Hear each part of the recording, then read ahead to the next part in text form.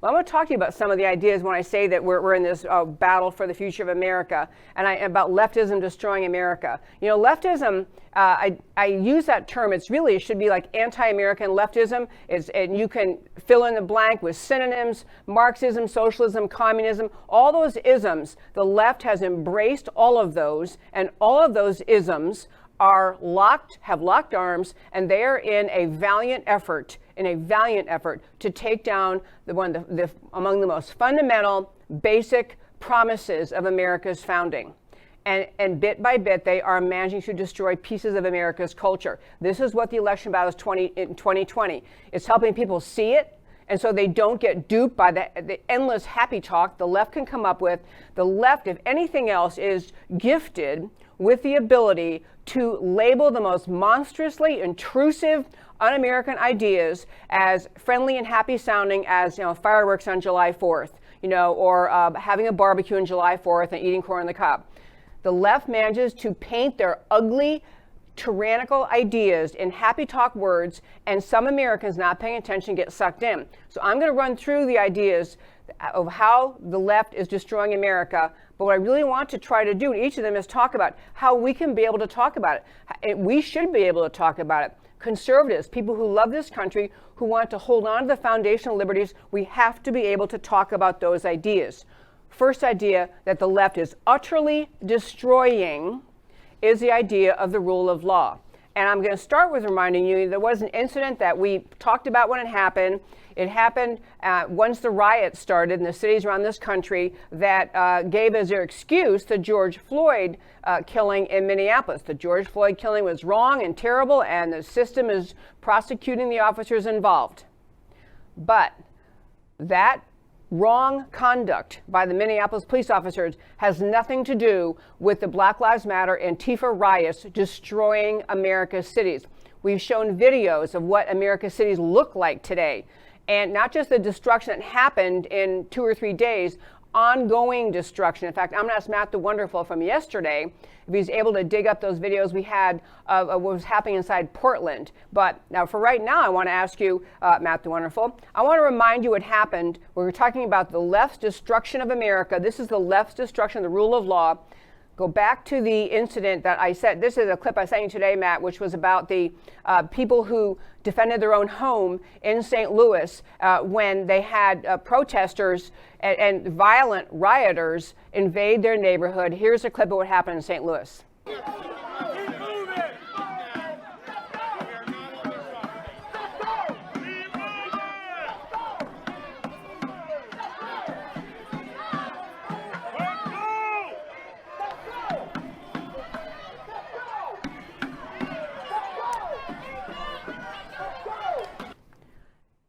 Okay, the reason I wanted to remind you what happened, this is again, violent rioters on private property in St. Louis. And to tell you a little background, those rioters you were seeing, there's a few of them, it was a group of about 300, and they had this is a gated community, which you may know what that's like, but there's a gate and you can't get in. I mean, I don't live in one, but some people do. You can't get into the community unless you get through a gate, and there's usually a guard, and you have to give your name, and if you don't live there and you're not on the invited guest list of somebody, you can't get in.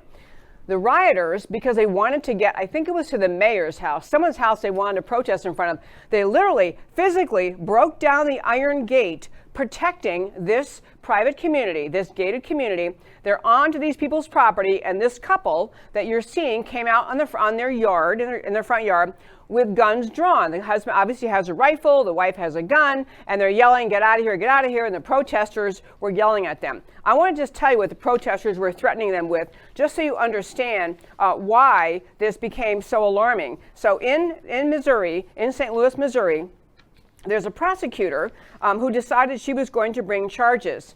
And this prosecutor, get to her in a second, named Kim Gardner. But first, let me tell you, the couple that you were seeing holding guns, their last name is McCloskey. The McCloskeys described what happened and why they got so alarmed. She said they're in their home. This is the wife. This is speaking about why they came out with their guns. They said they were going to kill us. They were going to come in there into their home. They were going to burn down the house. They're going to be living in our house after I was dead. They were pointing at different rooms and said, that's going to be my bedroom. That's going to be the living room. I'm going to go take a shower in that room.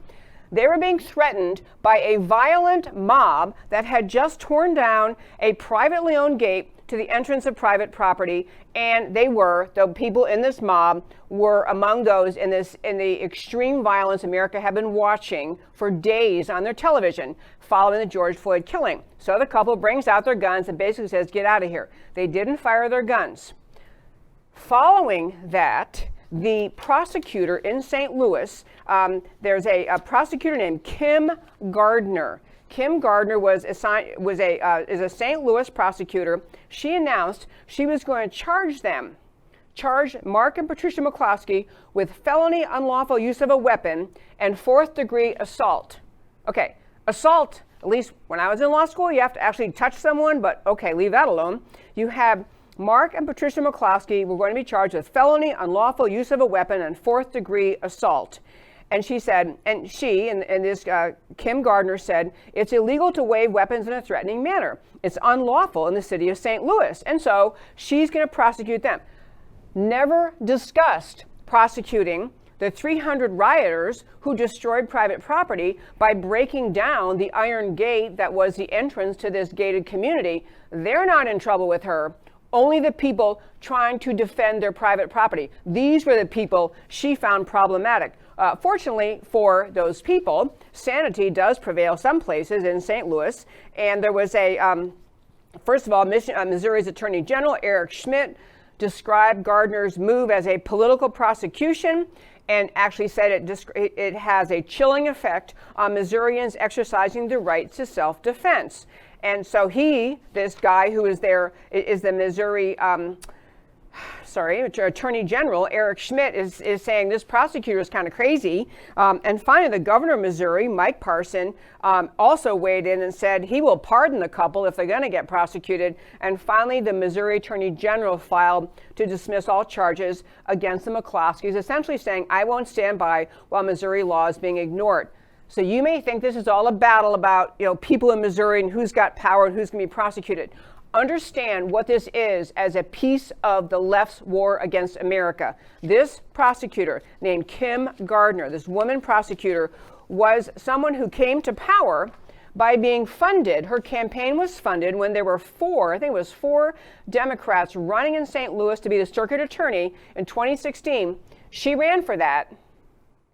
And her money, a significant contribution totaled in her campaign, came from George Soros's magnificent $1 billion pot, which he is constantly using to spread dissension, violence, and destruction of America. George Soros is not about seeking justice. He's not about seeking fairness. He's about destroying America. So he looks for prosecutors to back with campaign contributions, because those prosecutors will allow things like the mob breaking into that neighborhood.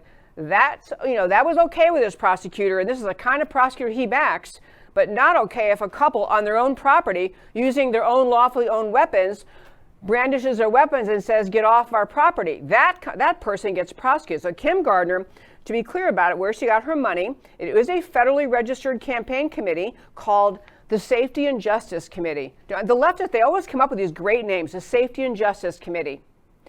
Absurdly raising money to give to candidates who will not protect the safety of their community and who do not apply the concept of equal justice under the law, but they will promote the left-wing agenda instead of the agenda of the rule of law in America. By the end of her campaign, the total contribution coming from the Safety and Justice Committee was $190,000. So we're talking a big expenditure by George Soros 4 years ago now to buy his way into control over incidents like this. And on my subject of the left's attack on America for today, you have to understand, it's not just that this one prosecutor made that kind of decision, fortunately overruled by saner minds.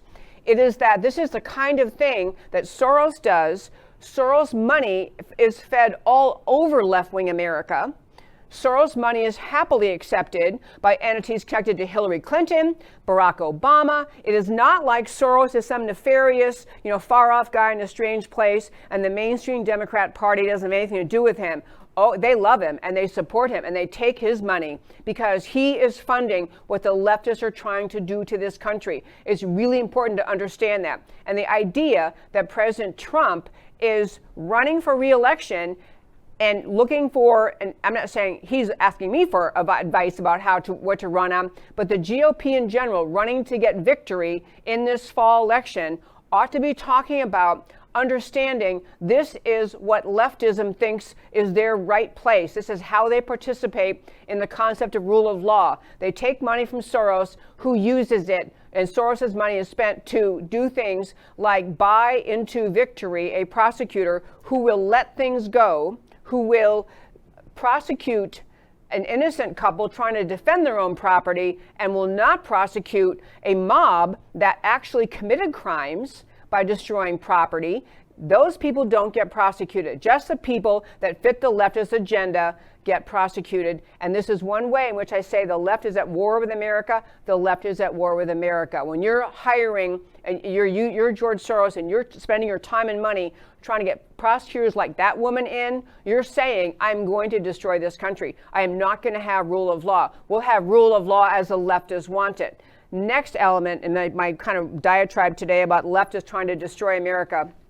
We use the expression cancel culture, and sometimes I think it's kind of people think it's maybe just a little bit too harsh. Cancel culture really just consists of, just kind of a, maybe we are a little too harsh in criticizing people's speech. Cancel culture is just so people can't use language they don't want to use. But cancel culture is far, far worse than that. I want to tell one story about Tucker Carlson. You may have seen this, but Tucker Carlson, who's a very, very popular Fox host and one of the very few remaining shows on Fox where he actually brings up the important issues and argues them from the conservative perspective. For those of you who, I'm not a big television watcher, to be clear, but Fox used to be what many conservatives would go to for their news, and it has, over the recent years, because of a shift in their ownership, become far less conservative, only has a few really solid conservative shows left. Tucker Carlson's one of them. So Tucker Carlson revealed in his show a couple days ago, I guess it was, about how he had come to his attention that the New York Times is looking to run a story revealing where he lives with his wife and 4 children. The New York Times, because they hate him, the New York Times wanting to not just argue with positions that Tucker Carlson holds on various issues facing America, but threaten him. This is called doxing, putting his private personal information out, like where he lives, his address, in order to threaten him. And I want to make really clear why this is so absurd and what a sign about the New York Times and how the left functions in attacking America and the cancel culture. There is nothing newsworthy about where Tucker Carlson lives. It doesn't make any difference to any news story in this country. But the New York Times was, as Tucker Carlson revealed in his show, planning to run, letting America know his address, his home address. This is in a time when we're watching mobs in the streets, destroying private property, burning cars, smashing windows, stealing things, threatening people. We just watched the mob show up in St. Louis at somebody's neighborhood and threaten this woman who I read to you what she had to say. They were threatening them in their home. And this is that in this era when the mob mentality is just leading the Democrat Party, leading the left, the New York Times is okay with and somehow thinks is newsworthy or justified to run Tucker Carlson's address. What I'm getting at is the left is invested in shutting down anyone who dares to expose anything that they don't like. When Tucker Carlson speaks the truth about the Black Lives Matter that is rooted in Marxism, that the Black Lives Matter organization does not care about Black lives, they care about pushing Marxism. that the Black Lives Matter is intimately connected with Antifa, which is a very public fascist group designed and determined to take down America, to destroy America. Black Lives Matter locks arms with them, and Tucker Carlson reports it. And this is the New York Times essentially saying, look, if you say things we don't like, we're going to destroy you. We're going to make you feel afraid to speak when you're at your show, to speak the truth. This is the New York Times using their, and I will say, I think it's a diminishing readership, but still, it's a flagship kind of thing. New York Times using their power and their influence to threaten people because of their political views. That's what they're saying to Tucker Carlson. Because you dare to say things we don't like, we're going to threaten you. And so, if you're Tucker Carlson, or you're maybe a less confident person, you're somebody who's a little bit unsure of whether how safe you feel, you might say, you know what, I think I'm just going to shut up. On second thought, I'm going to shut up. I'm not going to go to the, to the lengths I would. I'm not going to tell the stories I would, because after all, I don't want my house attacked. I don't want the mob at my front door. I don't want my wife and children at home to feel unsafe. This is there is no ugly word bad enough for what the New York Times is doing in this case. Not anything close to describing how evil it is, and with the very evil intention of silencing political conversation in this country. Back to my rule of law point I was making a moment ago about the McCloskeys. There are actually two other stories I want to quick throw in that just kind of are windows on how the left thinks about America and how leftists think about the rule of law. McCloskeys, they're saying, we're going to prosecute people for defending their property, but not the actual criminals who destroyed property. They don't get prosecuted. In the case of Lieutenant General Michael Flynn, we've been talking about him. And I won't go into all the details again because we've covered it many times, but right now, there is the phase that we're at in that case is that the trial judge, Emmett Sullivan, has made a motion to try to ask the D.C. Circuit Court of Appeals, instead of having to follow the law, which is what the 3-judge panel of the circuit court said, told him he had to follow the law, he's saying he wants to have an entire hearing before it's called en banc, the entire lineup of judges on the circuit court in the D.C. Circuit. So he's banking on the fact that they are Democrat majority appointed. I went over it the other day, the numbers on the D.C. Circuit Court of Appeals, they're all, there's a significant majority Democrat appointed judges, and he figures they'll go along with him. And so, fortunately for Lieutenant General Michael Flynn, Sidney Powell, the attorney, who's been on the show many times, but Sidney Powell, the attorney for Michael Flynn, has filed a motion even saying no en banc hearing. There's nothing to argue here. There's no basis in law for what the judge is doing. And I'm getting at the point for you to understand, when I say the left doesn't respect the rule of law, they'll get a Kim Gardner who will not prosecute the right people, but she prosecutes someone for defending themselves. You get the example of Lieutenant General Michael Flynn and the rule of law. You're sitting in Washington, and everyone who has paid any attention, or certainly if you've been to law school, Judge Emmett Sullivan has no other legal option available to him than to dismiss all charges against Lieutenant General Michael Flynn, because that's what the DOJ said to do. And so, but he wants to make up charges, act like a prosecutor, see if he can maybe hold a hearing based on his own desire to prosecute him for something the DOJ is not prosecuting him for. He's stepped out of his bounds as a federal district court judge into can't I be a prosecutor too and get after this guy. There is not an iota, a scintilla of legitimacy to what Sullivan is doing. And Sullivan knows it.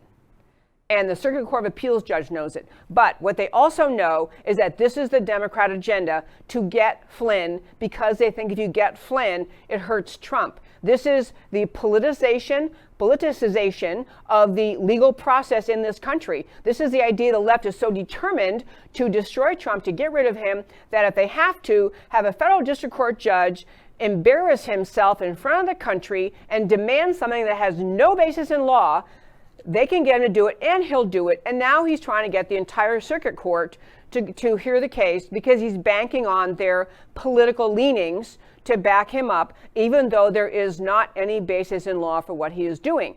So Sidney Powell, thank goodness, at least she's filing opposition even to the idea of the en banc hearing, just saying there's no argument to be made. There's no law that backs up what they're trying to do. So why are we doing this?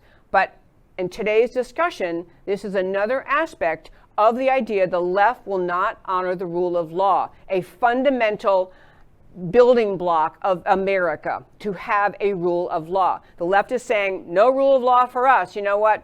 Rule is, we want to get Trump. We don't care what the law is. We don't care about the separation of powers. We don't care that Emmett Sullivan has no authority to do what he's doing. We're going to push it because maybe it'll help us win the political battle and get Trump. This is where the left is coming from on that case.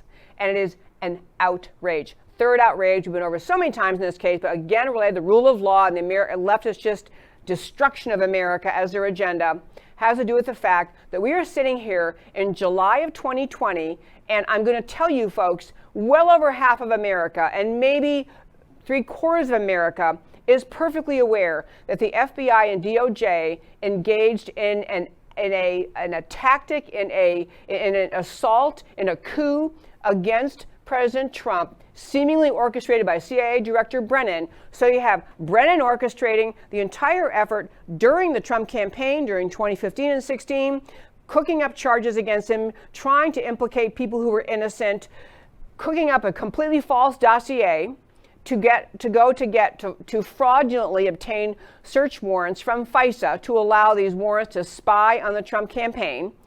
You have all of that. You have all that has come out from that because of the tenacity of the House when they have the Republican majority going after this and trying to get to the root of what happened. And we sit here in July of 2020, most of America aware that you had a long list of people inside the CIA, DOJ, FBI, probably National Security Agency, on this plan to destroy this man because they don't like Trump, because Trump will not let them continue business as usual. And we don't have yet any hint of actually moving forward with prosecutions. We have statements coming that, Durham is probably close. Attorney General Barr is saying probably close. But you talk about people lost to the rule of law. If you don't have the rule of law in a country, you have absolute bedlam. You have law of the jungle. You have the most powerful wins. He who has the most money, the most friends in the right places, gets their way, and the poor little guy just has to put up with it because no rule of law will protect him. That is where we are in rule of law, and that's what the left is telling you in this election cycle, as they have worked the entire time President Trump has been in office, entire time, to legitimize the farce of the Russian hoax, to legitimize it, to pretend it was real, to pretend it was ongoing. Hillary Clinton is still out there making statements, and she was in the middle of concocting it. She was in the middle of concocting it with her campaign's involvement in cooking up the dossier, and she's still out there staring the American public in the national television into the camera saying that, and Russia, Trump is probably still an agent of the Russians, and still no accountability, no integrity, and this is making people a little bit angry at the idea that we don't seem to be able to enforce the rule of law. But the topic for today, I'm really trying to get at, is you have to have rule of law or you don't have America, and there ought to be an ability of the Republicans to run on this as a central issue. You have to have rule of law or else you have chaos. Another example of the American left simply working to destroy America has to do with the control of speech and free speech and the shutting down of conservative voices. This is related to Tucker Carlson's story, where he's being threatened because he's the most outspoken and pointed among Fox, among most talk show hosts generally on Fox, speaking up, saying there's very, very serious problems inside what's happening in America and the protests and Black Lives Matter, and the left's answer is we'll threaten your family until you shut up. That is the answer of the New York Times. But other kinds of examples of what kind of society, what kind of country, what kind of future we'll have if you let the left get in control, today's left get in control of America, has to do with speech. And I'll just give you two examples. At Syracuse University, which upstate New York, in Syracuse, there's, they always have a left-wing bias in almost every college. Not every, but almost every. Syracuse University, students have said, oh yeah, there's a left-wing bias, but they've had really high tensions the last few years. Over the past 2 months, multiple conservative students at Syracuse University have been threatened with assault and murder. Student leaders, student conservatives speaking up, threatened with assault and murder. Even more troubling, a large portion of these threats have come come from other Syracuse University students and graduates. When media tries to contact the university and the chancellor there, whose name is Ken Syverud, no answer. No answer. The university is not even going to talk about what they're going to do about these threats against conservative students.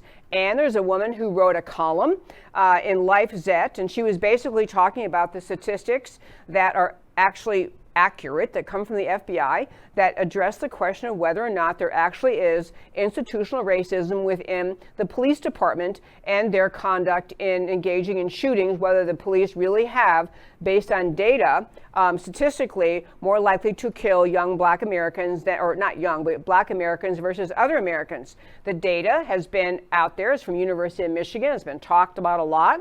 And so this person wrote an article just basically saying, if you measure the data based on the criteria of interactions with the police, you know, whether you're more likely to be involved in a shooting if there's an interaction by a black citizen with the police versus a white citizen with the police, you discover the answer from the data is there is no institutional violence, institutional racist violence against black Americans, that it can be backed up by statistical fact. She ran that in a column she wrote. 2 days later, this person was fired from the school newspaper, the Daily Orange, called her article, even though she was very careful in her tone and her language and her very, very careful, racist undertones, has received hundreds, if not thousands, of vile messages from peers calling her racist, white supremacist, awful person, blah, blah. Similar things are happening here in the great state of Texas. University of North Texas College Democrats are allying with, if you can believe, we have a group on a college campus allying with Satanists, like people who worship Satan, I guess, and witches, to try and shut down the school's chapter of Young Conservatives of Texas. Threats, angry things,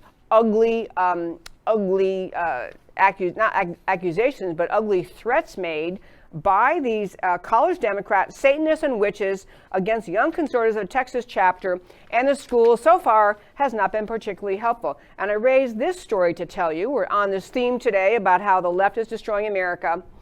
This shutting down of conservative speech, whether it's Tucker Carlson telling the stories he does, whether it's conservatives on college campuses trying to talk about facts, data, about whether or not it's fair for the left to characterize policing in America as institutionally racist or not, you're not even allowed to discuss facts. The leftism is all about power, control, tyranny, and bullying. The left is forever and always seeking power, but they do it under the guise of saying we're standing up for a particular minority group, we're standing up for black Americans, we're standing up for women, we're standing up for whoever it is they claim. They always have a motive, they say, that makes people go, well, no, they're just trying to look out for, some group. At the end of the day, leftists in this country and around the world, this isn't just happening in America. I'm talking about the war in America between those who want to retain America, America the free, America the equal opportunity, America the just, America with the rule of law, America with borders, America with a system of free markets that invites everyone to succeed and join. That America, or the America the left is offering our country, the future of America the left is offering, which is always consistent with tyranny, silencing, shutting down, no speech allowed, no conversation allowed. The one banner they do this under is hate speech. At the end of the day, people are silenced by leftists because it's too scary to speak up. But let me tell you, if we all agree to that, we say, well, okay, I don't want to be the one that's called XYZ, and we all shut up, then the left wins. And the left knows this. This is why they engage in this tactic, because they know that there are a lot of people who are not going to go along with the idea that there's too many. The left does this because it shuts people up. And people are not going to speak up if they're afraid of what the left is going to do to them. And the similar thing, cancel culture and Tucker Carlson. We could run through example after example. Corporations in this country simply salute to the left. The left says, you gave money and you advertised on such and such show, that's it, you're shut down. And people and corporations find it easier to salute to the militant, tyrannical left than to say what they really think. They find it easier to just salute to what the left tells them to think. It's easier to say, okay, we as such and such corporation, we will stop doing business with so-and-so, we will not advertise here, we will stop, whatever it is they're being demanded to do. All sorts of corporations surrender to the bullying of the left because it's easier than standing up for their right to speak. The other day, I was going to get into the story and I didn't, but there's a company that manufactures and sells packages and sells food, the Goya, G-O-Y-A, Goya company, and they have, I actually never bought their food, but they have things that are for cooking Mexican food. They have beans and salsas and all sorts of ingredients people might like to use at home that are related to Mexican food. They may sell lots of other food too, I don't know. But the point I make and why I'm telling you the story is the guy who heads up Goya, I don't have the story with me, so I've forgotten his name, but the guy who heads up Goya actually was invited to the White House, and he went to the White House. He had a happy, smiley picture with Trump and said something nice about Trump. And the left said, you know what, that's it. You are not allowed to smile on a camera and be on camera with President Trump. You are not allowed to go to the White House. You're not allowed. You run an organization, by the way, Hispanic family-owned company. Hispanic family-owned company. You're not allowed to go to the White House and say nice things about President Trump or have your picture with him.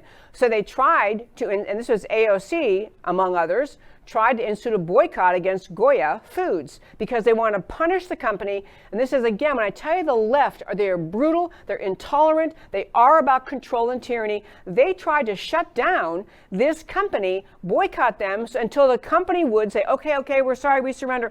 We'll never say anything nice about President Trump again. We promise we'll never say a word. But what happened instead, which was really great, was that conservatives got wind of this and they decided to buy Goya Foods. So the same day that the left was doing the boycott, they went to the boycott thing. So they bought as much as they could. On the way home from the show one day, I was curious. As I said, I've never even bought their food. We do love Mexican food. We always have it out. I don't really cook it at home. I'm not sure I do a very good job at that. But anyway, I stopped in a grocery store to try to buy some. I just wanted to see what they have. I got into the aisle in the grocery store and you're looking down, there's a whole empty swath in this row, and that was the Goya Foods. It had been bought out. I mean, everyone went in to try to buy Goya Foods because they don't like this cancel culture, shut up, no one dares speak about anything left doesn't like. So, on this theme today, I kicked off the show starting to talk about how there are just concerns that that President Trump, maybe his numbers aren't looking so good, and allegedly some Republicans are who are running for re-election are kind of hedging back, not too sure if they want to stand by Trump. I'm not so sure that's true, by the way. When you read this story that had that as a headline, that Republicans were hedging back from Trump, it was like Mitt Romney. Okay, Mitt Romney has never supported anything conservative, any person conservative, and he's been on Trump's case since day one, so not worried about him. Other ones were just vague allusions to the people maybe not supporting every single policy Trump had, but the headline made it sound like there were large swaths of the Republican Party running for re-election who were just kind of backing up from Trump. I don't think so. I think that is wishful thinking in the partisan writers. But I do want to talk about the issue today, and this is the last issue of the day in terms of the left destroying America. The issue where President Trump is really floundering in the polls has to do with COVID and the coronavirus. And that is the area where the polling is showing that people are saying they love Trump in the economy, they love Trump in the border security, but where he is making people nervous, supposedly, and that there's some huge difference in polling saying people who think that Biden would do a better job than Trump, has to do with coronavirus and COVID policy. And that's why I want to talk about the last policy today when I say the left is destroying America. Everyone understands that this virus, came from China. We talked about the history of it many times in the show. Everyone's looking into the fact that it appears that the virus was actually in America last year, 2019, even though we weren't familiar with it yet, didn't really know about it. And then to 2020, we've gotten into so here we are in July of 2020, we had a massive hit on the American economy.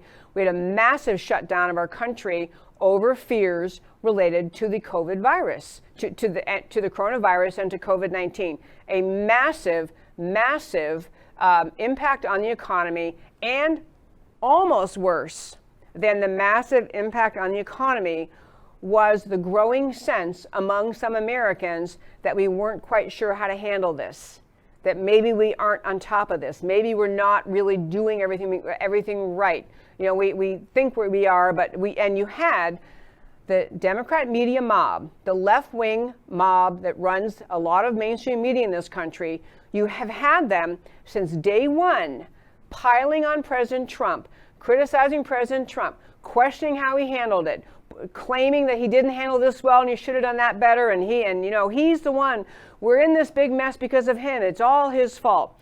You have the left selling this narrative, and it is hurting President Trump. I mean, the left, understand, the left, that old expression, Rahm Emanuel was the one, I believe, that first used the expression about never let a good crisis go to waste. The left has pounced on the coronavirus as a crisis that they can use to destroy President Trump. This is the plan. This is what they're thinking about. This is what they're doing. And I want to point out, so here we are in July of 2020, some things, first of all, just as evidence of how much the left is invested in using the virus to keep the economy suppressed, to keep people questioning President Trump, to keep people cowering in their homes in fear. Let me say one story, and then I'm going to get really talking about Fauci. But one quick story. So the American Academy of Pediatrics in this country, you know, the children's doctors, came out with a statement in June, unambiguous statement in June, saying all policy considerations for the coming school year, based on all that they knew, very strong advocacy for, we should start with the goal of having students physically present in school. They went through the whole litany of, you know, why their students are not particularly at risk. They don't tend to be contagious. I mean, they had reason, tons of data saying, of course, we should open school in the fall. The pediatricians, but they failed to contact and run their their professional opinion by the American left that quickly pounced on them and said, oh, no, you can't really be thinking about that. And so within some period of time, since June, the last, 7 weeks, they published updated guidance, kind of backpedaling, well, we're not too sure about this, and you really got to be listening to the local officials, and who are we to say? The left bullies everyone. The left bullies corporations. They bully the American Academy of Pediatrics. They bully business owners. They bully the American people. They bully to get their way. And so the idea that if school's open and everything seems normal again, then the left loses their ability to use the coronavirus to attack President Trump. And I want to tell you something else you may not realize about the coronavirus. Or you may if you listen to my show, but did you realize that, so we got in this reaction to coronavirus, you had Dr. Fauci, had the NIH guy, the guru and expert, came out right away saying, well, we got to try a shutdown. And I think that'll really help. Guidelines, everybody stay home, non-essential people stay home, non-essential businesses, blah, blah. Not an edict, not an order from Washington, but that was recommended by Fauci. And so, Trump goes along. He's not a doctor. He goes, well, okay. And the state governments pretty much went along. But did you realize that as far back as April, there have been doctors around this country, we are now talking thousands of doctors who have weighed in against the lockdowns Dr. Fauci recommended, including a Nobel Prize-winning biophysicist, thousands of doctors. It started with first a letter, over 600 doctors sent a letter in May to President Trump saying, this lockdown is crazy. There's no reason to be doing this. We've never done this when we are dealing with this kind of virus and contagion. Completely unnecessary. Don't do the shutdown. So that was 600 doctors signed on to this in May. Since that time, it's over 1,000 doctors have signed on to that. And so we have doctors telling President Trump, you don't need to continue the shutdown mode. We need to get back to life, let people go back to work, let people go back to businesses. Doctors talking about masks are unhealthy, except in certain rare circumstances. Masks are unhealthy for people, and yet what has prevailed, and what I'm getting about the left is, what has prevailed is the left has pounced on the advice Dr. Fauci gave right when we knew about the virus. It said, shut down everything, everybody stay home. And this is the continuing standing wisdom and mission of the left. We have not adjusted our policy to make up for the fact that the original prediction numbers, which we talked about in the show at great length, but originally these predictions came in that millions of Americans would die. And then there was, of course, a correction by this Dr. Neil Ferguson in London very soon after, 3 or 4 weeks later, said, actually, you know what? My numbers are way off. We're just talking about a small number. But we still are conducting our response to COVID as though those numbers were right, that those big predictions were right. We're still, in this country, suppressing, not just that we are listening to one particular doctor, but we are suppressing both our willingness to open the country up.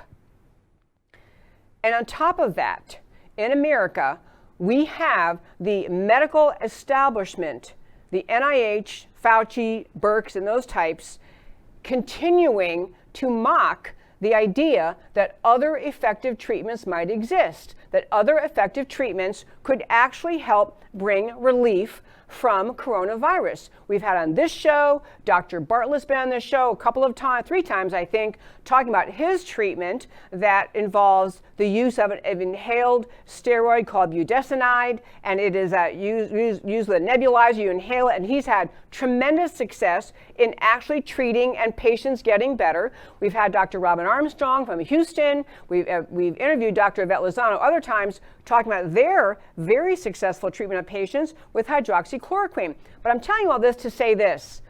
President Trump's numbers are in trouble, supposedly, because they don't think he's handling the coronavirus as well as people delusionally think that Biden would. But I want to make this point. I think that there needs to be, and there can be, a shift in messaging from Washington away from whatever Fauci says to we actually need to believe in the ability of the other doctors in this country. We actually need to listen. We don't have to just cower in fear at home under coronavirus and COVID restrictions when we have other doctors saying, you know what, masks are bad, the lockdown's a terrible idea, it's definitely fine to go back to school, and we have treatments that are working, and we have patients who are recovering from coronavirus, from very serious cases, recovering with these treatments, and there are probably other treatments too. And so I'm getting at the idea that the suffering that America has gone through in this coronavirus has been in significant part due to our continuing to salute to the Fauci instituted policies, Dr. Fauci policies, that are simply unwilling to acknowledge the reality that the death rates are dropping down. The death rates are very low. Death rates are way down. And we have treatments that are effective. And the third sin, whatever, of Dr. Fauci, besides never touting the death rates and death rates declining and how well we're doing on that, never admitting these other treatments are working. And patients and doctors are giving testimonials saying, I swear this works. Fauci will have none of it, does not want to acknowledge these other treatments because he's on the roll of the vaccines. But the worst thing out of Fauci and everyone in Washington is the failure to rebut the effort of the American left to continue to perpetuate the fear by blasting headlines with numbers related to new cases. And this is the final specific thing in Fauci today.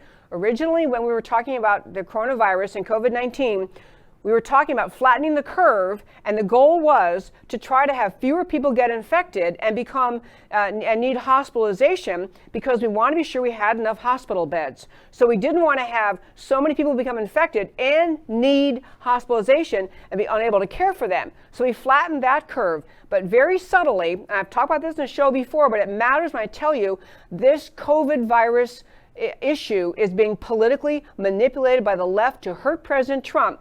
We shifted from how many cases are serious and involve hospitalization to the measure how many tests people are testing positive.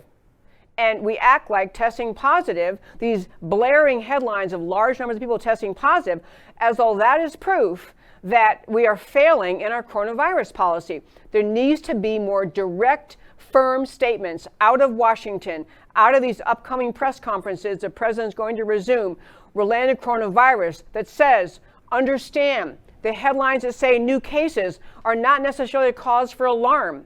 We had on our show last week, we had Dr. Richard Bartlett from Midland, and also Congressman Abraham, who also happens to be a doctor, who was saying the same thing. These rise in cases, these headlines screaming, X number of new cases, my gosh, we're doing a terrible job handling this.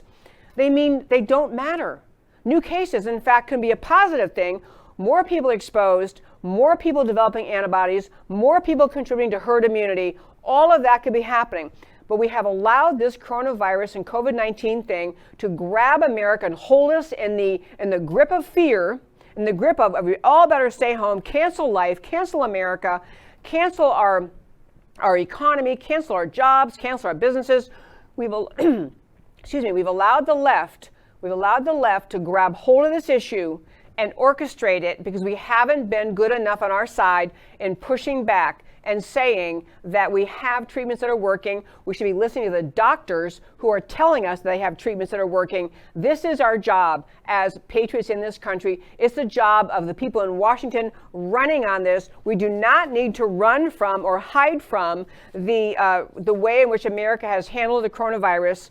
We need instead to tout that we have handled it well, that we are on track, that we do have the brilliance of American doctors who are finding solutions, and stop letting the left win the narrative on this because they keep putting up new headlines about numbers of cases. But the real point today, I always get off on COVID because I'm so bothered by how America has just been mesmerized into fear, into a disease that has a 99% recovery rate.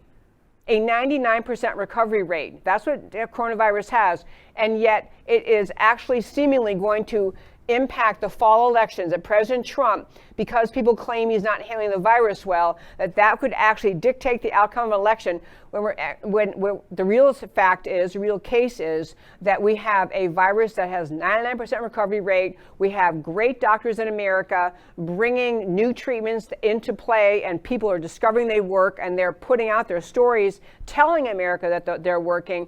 We need to stop agreeing that is something that we need to be touting the success of the American system rather than the way the left is trying to dictate this as and frankly, Fauci is a huge problem because Dr. Fauci he seems still to be just committed down the path of very wary, kind of damning with faint praise any other treatment other than just sit at home and wait for the vaccine, still not willing to acknowledge we could open America up, even though now you have thousands of doctors writing to President Trump saying you got to open everything up and put that message out, because what President Trump says will dictate the actions at least of Republican governors. Democrat governors are still using this, very obviously using this virus to keep their economy shut down to hurt Trump's reelection.